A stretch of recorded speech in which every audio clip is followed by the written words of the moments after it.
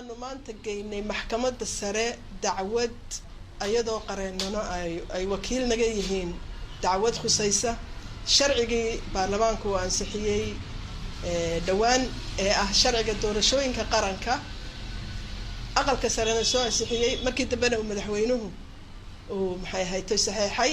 sharcigaas oo anagoo aan u aragno sharci aan dastuur ahayn oo ka horjeeda dastuurka qodobkiisa cutubkiisa labaad oo dhan oo xuquuqda bini aadamka xuquuqda siyaasadda xuquuqda sinaanta xuquuqda wadaniga oo dhan ka horjeeda sharcigani waa sharci aan moodo in lagu degdegay waa sharci isugu dhex jira sharciga Yurub laga galay ee majoritarianka la yiraahdo ee horeeya hela la yiraahdo iyo 4.5 annaga halkan ka duulayna waxa weeye 4.5 wixii la oran jiray ama 4.5 oo ah sharci Soomaali la degay heshiis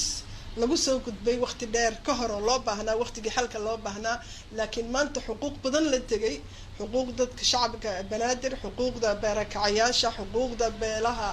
aan loo ogolaanin inay baarlamaanka galaan waxa